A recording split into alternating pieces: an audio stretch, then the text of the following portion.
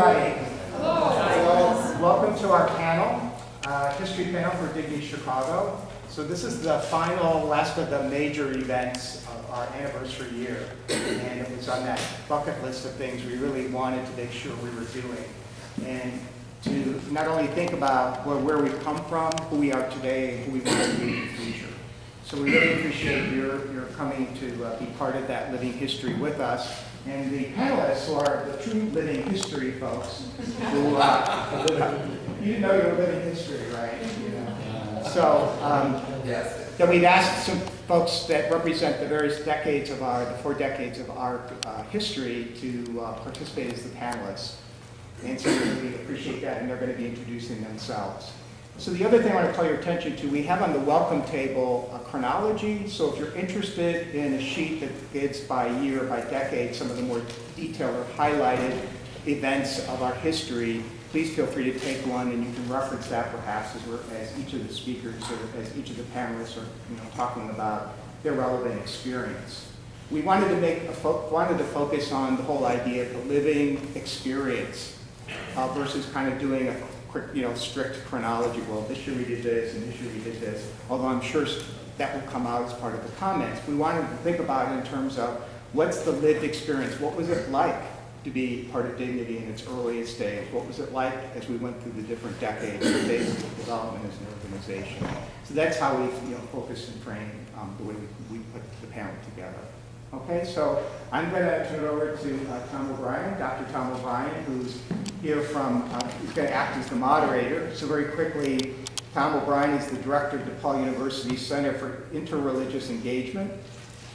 He's an associate professor of religious studies at DePaul University.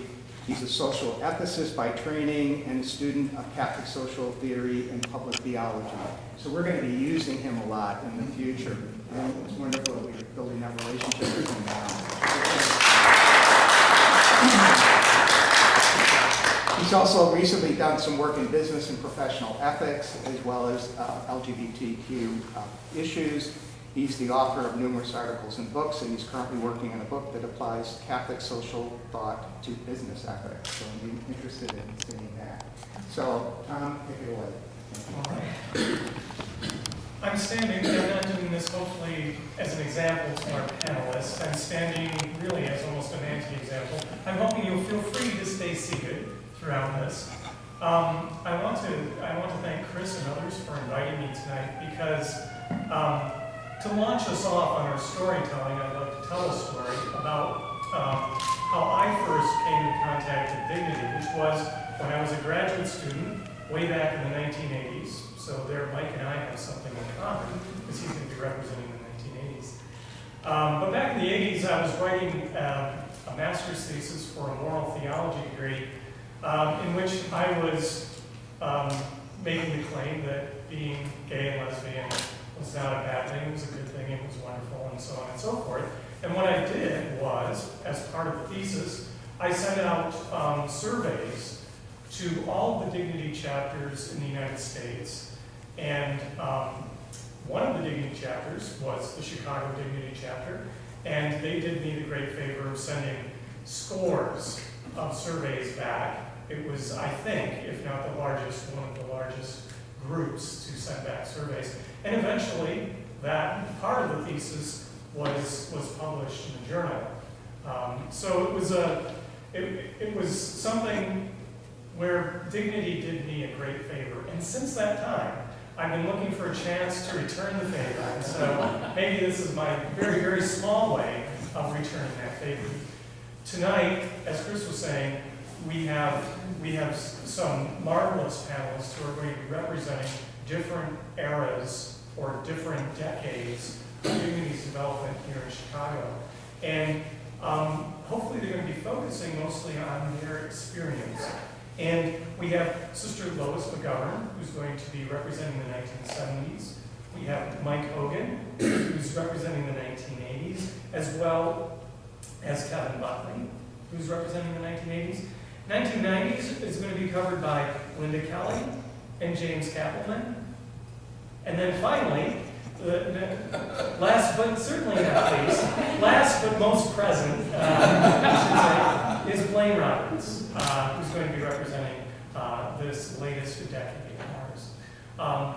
So really, without further ado, because we know academics can eat up a lot of our time, I'm going to sit down and let each one of the panelists introduce themselves, and then we're going to start asking them questions. Hi, I'm Lois McGovern, and in the late 70s, I was a Dominican sister, which I still am, working for Catholic Charities on the west side of Chicago. And I had a priest friend who was gay, and it was so painful for him to tell me, who loved him, that he was gay, that it changed my entire life. At the same time, Dignity was looking for its first woman to be a minister, and would preach once a month at St. Sebastian's. Well, the Dominicans are the order of preachers. So I said to myself, well, maybe this is a call. I have never, well, first of all, I said, I must go and I must worship with the community at St. Sebastian's because I know a gay person. What would it feel like? Because emotionally, you really don't know. You think you're not prejudiced, you think you're, but I don't know. So I went to St. Sebastian's and it was the most wonderful celebration of the Eucharist I had ever been to. I was not used to a church full of people who said the prayers out loud, who sang every song. And I said to myself, you know, people who are sort of mistreated by the church overlook that in order to claim their faith and to pray. So I knew I was going to submit my name. I'm 73, so you know I've had a lot of jobs. Okay. Never was I interviewed for a job like I was for Dignity. I had to meet with the fire chaplain, Neil. I had to meet with the board of directors. I had to meet with the entire community. And I had to preach 3 times. But you know what I said to myself? It's like the church of the New Testament in the early days. That's how people were chosen. That's how, and that's true in a lot of the Protestant congregations. That's how they know they have a call. They fit with the people.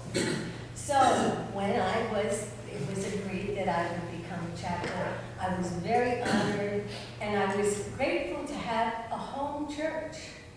Although I worked on the west side and I worked for a parish, that was not my home church. So for about almost 10 years, every Sunday night at 7 o'clock, I was at St. Sebastian's. And some of the most wonderful people who are still in my life, some of them, unfortunately not all of them because life's not like that, have been from Dignity. And it led me to other things, but that's for later. We have a slight connection in that Lois's last time preaching was my first time. I don't know why she went out the door when I arrived, but anyway, I first came to Dignity, and it was a great honor. I first came to Dignity in 1984. I had been a Christian brother for 23 years, and really did not deal for a whole large part with my sexuality at all. I just thought if you went in there with the brothers in 1968, well, that's I'm going to save my soul and go right to heaven. I don't have to worry about sex or anything else. And so I didn't. You know, coming out of the 60s, you know, it wasn't, and so I really didn't. And I threw myself into teaching, being, you know, and I love sports. You know, I can do drag, but I also love sports. You know, and so I love going to all the games and things, you know.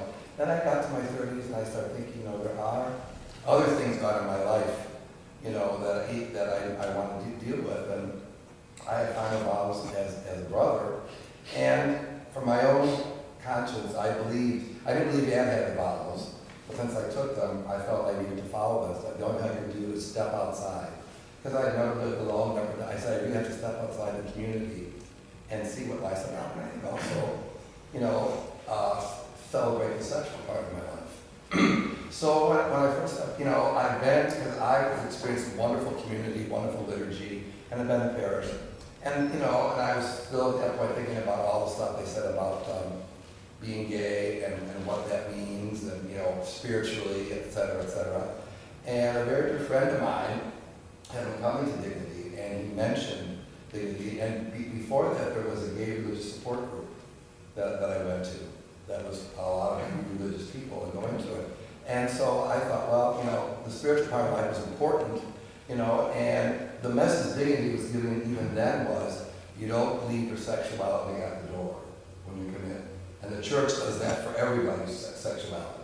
You're working for that, don't come in church and talk about it. Don't do this, do that. And I found that Dignity, the first time that I went there, was just welcomed. I saw these, the whole gamut at that point, about 250 people coming, because, but, just people that really were serious about trying to, instead of separating their sexuality and spirituality, trying to bring it together. And trying to model, I think, more of a Vatican II picture of church, which is not hierarchical, but the people of God. And so it was a really wonderful fit, and I've been here ever since and made many wonderful friends. But I truly think that was pivotal for me, because leaving with the experiences that I had through this life, and that when I made the decision to stay out of this life, I had my Dignity community to be with me. So it was really incredibly wonderful. My name's Kevin Buckley, and my first Dignity Mass was actually in San Francisco in February 1986. Two friends brought me there, and within about 10 minutes I said, this is home. And so a couple months later, I went to St. Sebastian's and timed it so I arrived a minute after the Mass began. Walked up the steps, opened the door, Mike Hogan was there. Hi, welcome, would you like a name tag? So Mike was my welcome party, if you will. And Mike also introduced me to a number of friends of his, because certainly the liturgy was the main thing for me. But that time there were about 180, 200 people there. So the overall structure was kind of intimidating. I didn't have any connection with the board. What I did find was that there was what I call the Holy Trinity. There'd be Mass, and then the social, and then the gathering at the Windy City Bar. Now looking back, I say, and Mass started at 7. Like, how did I manage, and all these other people managed to do this, and get up for work the next day? But we were a lot younger.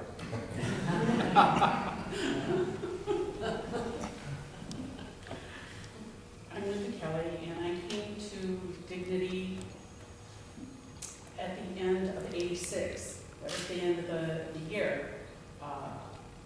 I was trying very hard to discover what my spirituality was, and I'd been recommended, why don't you go back to the church you grew up in? And I went there, it just didn't feel comfortable.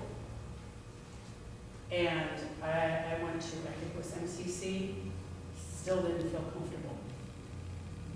I walked in the door at St. Sebastian's, and Mike Hogan